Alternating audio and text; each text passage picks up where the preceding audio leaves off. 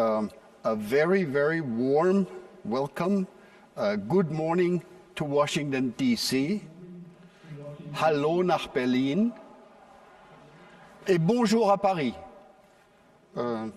Mr. President, Monsieur le Président, Frau Bundeskanzlerin, we are so excited to have you here together and have you talk about a new transatlantic agenda.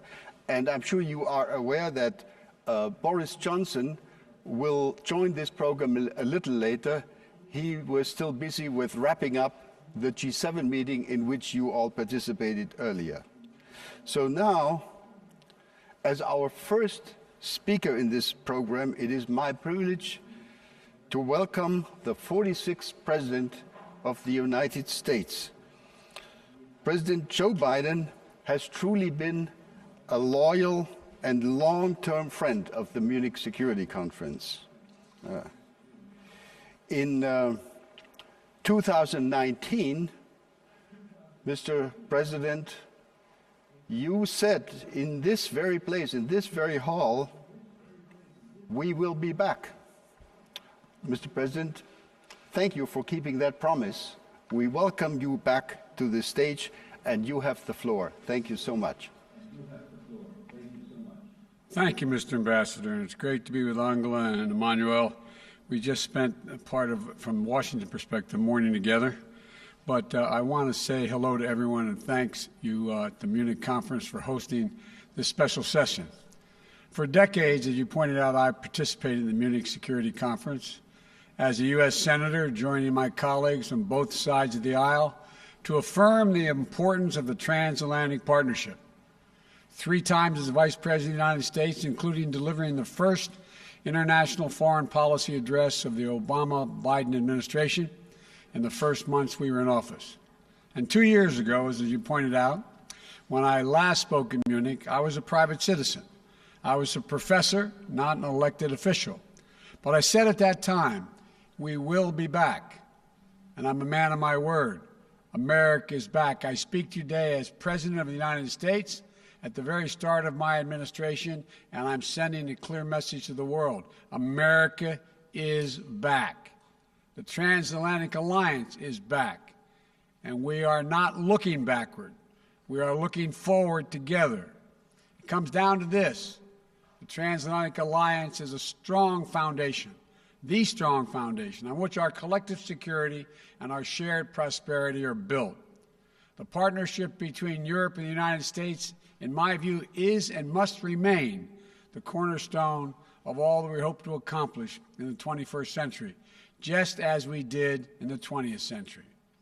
The challenges we face today are different. We're at an inflection point. When I spoke to you as a senator and even as vice president, the global dynamics have shifted. New crises demand our attention. We cannot focus only on the competition among countries that threaten to divide the world or only on global challenges that threaten to sink us all together if we fail to cooperate. We must do both, working in lockstep with our allies and partners. So let me erase any lingering doubt. The United States will work closely with our European Union partners and the capitals across the continent, from Rome to Riga, to meet the range of shared challenges we face.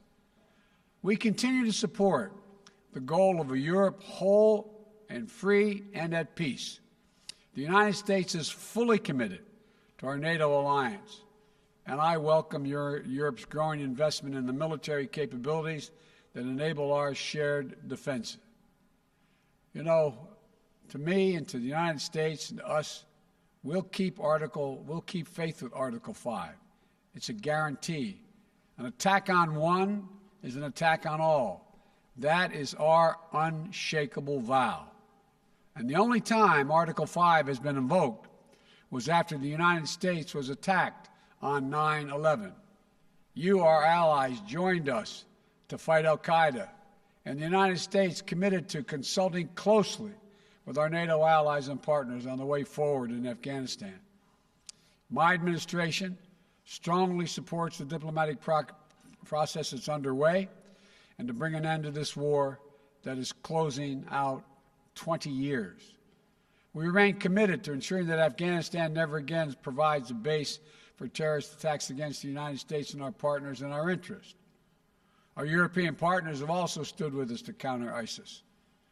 Just this week, NATO defense ministers endorsed significant expanded training and advisory mission in Iraq, which will be vital to the ongoing fight against ISIS. We cannot allow ISIS to reopen and regroup and threaten people in the Middle East, in Europe, in the United States, and elsewhere. And while the United States is undergoing a thorough review of our own force posture around the world, I've ordered the halting and withdrawal of American troops from Germany. I'm also lifting the cap imposed by the previous administration on the number of U.S. forces able to be based in Germany. I know the past few years have strained and tested our transatlantic relationship, but the United States is determined to re-engage with Europe, to consult with you, to earn back our position of trusted leadership. Earlier today, as was referenced, I participated in the first meeting of the G7 leaders, where I spoke about the dire need to coordinate multilateral action to address COVID-19, the global economic crisis, and the accelerating climate crisis, and so much else. Achieving these goals is going to depend on a core strategic proposition, and that is the United States must renew America's enduring advantages so that we can meet today's challenges from a position of strength. That means building back better our economic foundations, reclaiming our place in international institutions, lifting up our values at home, and speaking out to defend them around the world. Modernizing our military capabilities while leading with diplomacy. Revitalizing America's network of alliances and partnerships that have made the world safer for all people. You know, I hope our fellow democracies are going to join us in this vital work. Our partnerships have endured and grown through the years because they are rooted in the richness of our shared democratic values. They're not transactional. They're not extractive. They're built on a vision of a future where every voice matters, where the rights of all are protected and the rule of law is upheld. None of this has fully succeeded in this, none of us has fully succeeded in this division. We continue to work toward it. And in so many places, including in Europe and the United States, democratic progress is under assault. I've known many of you for a long, long time, and you know that I speak my mind. So let me be very straightforward with you all. We are in the midst of a fundamental debate about the future and direction of our world. We're at an inflection point between those who argue that given all the challenges we face, from the fourth industrial revolution to the global pandemic, that autocracy is the best way forward, they argue. And those who understand that democracy is essential to meeting these challenges. Historians are going to examine and write about this moment as an inflection point, as I said. And I believe that every ounce of my being that democracy will and must prevail. We must demonstrate that democracy can still deliver for our people in this changed world. That, in my view, is our galvanizing mission. Democracy doesn't happen by accident. We have to defend it, fight for it, strengthen it, renew it. We have to prove that our model isn't a relic of history. It's the single best way to revitalize the promise of our future. And if we work together with our democratic partners with strength and confidence, I know we'll meet every challenge and outpace every challenger. You know, we must prepare together for long-term strategic competition with China. How the United States, Europe, and Asia work together to secure the peace and defend our shared values and advance our prosperity across the Pacific will be among the most consequential efforts we undertake. Competition with China is going to be stiff. That's what I expect, and that's what I welcome, because I believe in the global system Europe and the United States together with our allies in the Indo-Pacific worked so hard to build over the last 70 years. We can own the race for the future. But to do so, we have to be clear-eyed about the historic investments and partnerships that this will require. We have to protect for space for innovation, for intellectual property, and the creative genius that thrives with the free exchange of ideas in open, democratic societies. We have to ensure that the benefits of growth are shared broadly and equitably, not just by a few. We have to push back against the Chinese government's economic abuses and coercion that undercut the foundations of the international economic system. Everyone must play by the same rules. U.S. and European companies are required to publicly disclose corporate governance structures and abide by rules to deter corruption and monopolistic practices. Chinese companies should be held to the same standard. We must shape the rules that will govern the advance of technology and the norms of behavior in cyberspace, artificial intelligence, biotechnology, so that they are used to lift people up, not used to pin them down. We must stand up for the democratic values that make it possible for us to accomplish any of this, pushing back against those who would monopolize and normalize repression. You know, this is also how we're going to be able to meet the threat from Russia. The Kremlin attacks our democracies and weaponizes corruption to try to undermine our system of governance. Russian leaders want people to think that our system is more corrupt or as corrupt as theirs. But the world knows that isn't true, including Russia's own citizens. Putin seeks to weaken the European project and our NATO alliance. He wants to undermine the transatlantic unity and our resolve, because it's so much easier for the Kremlin to bully and threaten individual states than it is to negotiate with a strong and closely united transatlantic community. That's why standing up for the sovereignty and territorial integrity of Ukraine remains a vital concern for Europe and the United States. That's why addressing Russian recklessness and hacking into computer networks in the United States and across Europe and the world has become critical to protecting our collective security. The challenges with Russia may be different than the ones with China, but they're just as real. It is not about pitting East against West. It's not about we want a conflict. We want a future where all nations are able to freely determine their own path without a threat of violence or coercion. We cannot and must not return to the reflective opposition and rigid blocks of the Cold War. Competition must not lock out cooperation on issues that affect us all. For example, we must cooperate if we're going to defeat COVID-19 everywhere. My first presidential national security memorandum focused on surging health and humanitarian responses to defeat COVID-19 and to better prevent and prepare for the next pandemic. Today, I'm announcing that the United States is making a $2 billion pledge to COVAX with the promise of an additional $2 billion to urge others to step up as well.